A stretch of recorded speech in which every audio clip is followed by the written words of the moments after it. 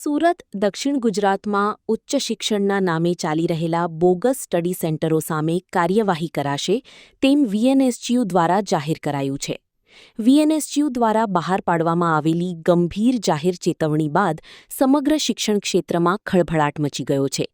VNSGU દ્વારા ખાનગી coaching classes સામે હવે કડક વલણ અપનાવવામાં આવ્યું છે.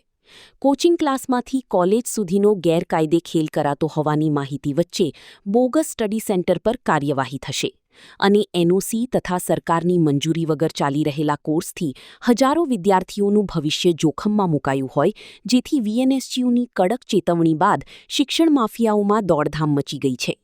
યુનિવર્સિટીના કુલસચિવ આરસી ગઢવી દ્વારા જાહેર કરાયેલી ચેતવણીમાં વિદ્યાર્થીઓ અને વાલીઓને ખાસ સાવચેત રહેવા અનુરોધ કરવામાં આવ્યો છે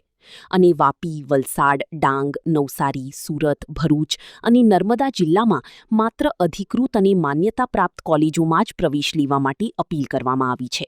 સાથી જ વાલીઓને પ્રવેશ પહેલા સંસ્થાની માન્યતા, યુનિવર્સિટી જોડાણ અને સરકારી મંજૂરીની ચકાસણી કરવાની સલાહ આપવામાં આવી છે. આપણી યુનિવર્સિટી દ્વારા જે આપણા યુનિવર્સિટી વિસ્તારની અંદર આવેલા તમામ સ્ટડી સેન્ટરો કે જે કંઈ હોય તેને માટે અમે જાહેરમાં પબ્લિક નોટિસ જાહેર કરી છે અને સાથે સાથે વિદ્યાર્થીઓને એમાં ઉલ્લેખ છે કે વિદ્યાર્થીઓ અને વાલીઓને સ્પષ્ટપણે વિનંતી કરીએ છીએ અને જે કંઈ ચલાવે છે તેને સ્પષ્ટપણે ચેતવણી આપીએ છીએ અને વિદ્યાર્થીઓને પણ કહીએ કે તમે જે સ્થળ અને જે સંસ્થામાં પ્રવેશ લેવા માંગો છો એનું નામ યુજીસીની વેબસાઇટ પર યુનિવર્સિટી અને જે સ્થળનું નામ એટલે કે સંસ્થાનું નામ પણ ઉપલબ્ધ છે.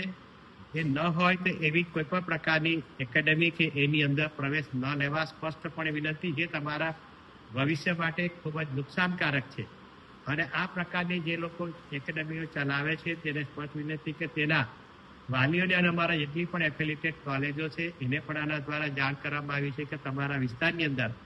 આવા પ્રકારના જે સ્ટડી સેન્ટરો ચાલતા હોય તો તેના પુરાવા સાથે રજૂ કરવાથી આપણે એના પર પોલીસ પણ કાર્યવાહી કહી શકાય અને રાજ્ય સરકાર અને બાકીની વ્યવસ્થા તંત્ર એની બાબતમાં ખૂબ જ સક્રિય છે કે આવા પ્રકારની સંસ્થાઓ કોઈ પણ સંજોગોમાં વિદ્યાર્થીઓને ભવિષ્ય નુકસાન કરે ચલાવી ન લેવાય.